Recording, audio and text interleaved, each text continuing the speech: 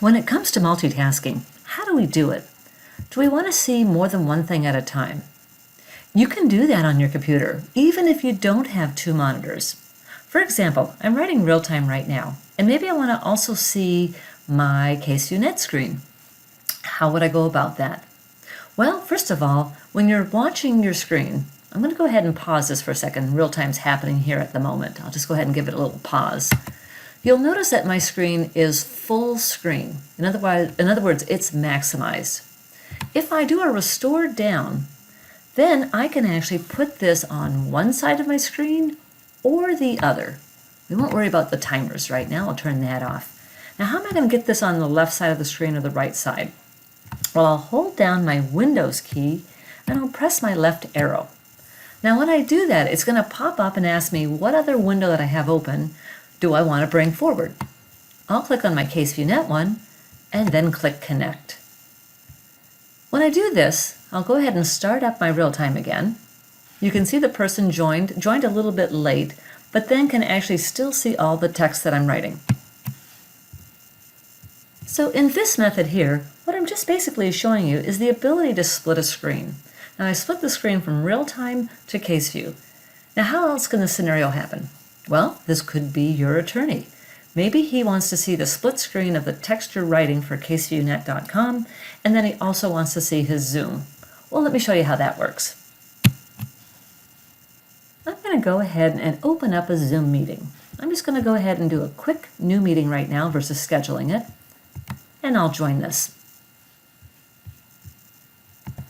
Now when I enter, I'm going to enter in full screen, but I'm going to do the same thing. When I entered in full screen, you can see right here it says enter full screen. Now if I click here, I can shrink it down, or what I can also do is use this same button up the top here. I'm going to go ahead though and use this one because it's more effective for sharing my screen. So I'm going to click restore down, and now you can see that I can still see my CaseView screen. But what I want to do is put one on the left and one on the right. So here's how I'm going to go ahead and do that. Watch carefully.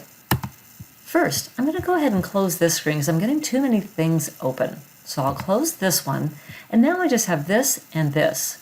So I'm going to go ahead and hold down my Windows key again and press my arrow. And again, it offered various windows to bring forward. I just went ahead and brought forward my CaseViewNet window. This way I can see everybody on a Zoom session, and I can see what the reporter is writing. That's a split screen. So that's how your attorney can actually see all the participants in a Zoom session and also see what you're writing. They could put captions in the Zoom session, but why not use your CaseViewNet license if you have one? Now, let's talk more about what you want to do with it and maybe share your screen with two monitors. If you have a second monitor connected to your computer, you could take advantage of all that extra screen space. Maybe you might want to put your BriefIt window over on the other screen, and maybe your hotspots, and maybe even your cat scratch. Well, first of all, what we have to do is make sure that we can project to two different screens. So there's a keyboard shortcut that Windows has, which is Windows and the letter P.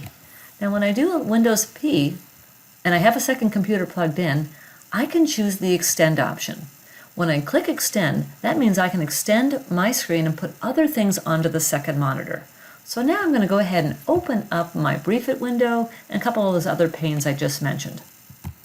If I didn't already have them open, I will find them underneath my View menu, Panes, and there's my BriefIt window. And then I'm going to also open up my hotspots, and I'm going to go ahead and open up my cat scratch. Looks like the cat scratch is actually already open too. I actually have it already over on the second monitor, so I'll show you that second monitor in just a minute. Let me open up something else too, just to show you. I'll open up hidden text. Any pane that I want to put over to the second monitor, first of all, I've just detached it from where it was. I'll double click just to put it back there to show you. And what I did is I just took my mouse and I started moving my mouse and it detached. Double clicking it puts it right back. Now I can only do that if the window is not already hidden. If it's already hidden, you have to unhide it, and then you can actually click and drag it. Now what I want to do though is I want to drag it over to the other monitor. regardless of where my monitor sits.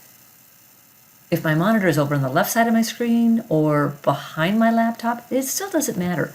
I'm always going to drag to the right. And when I start dragging to the right, it's going to go over to that second monitor. Over on the second monitor, I'm going to resize that window just by getting a two-sided arrow. When I get a two-sided arrow, that means resizing.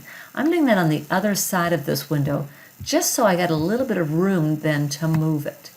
Once I do that, then I can adjust it according to how I want to see it over there.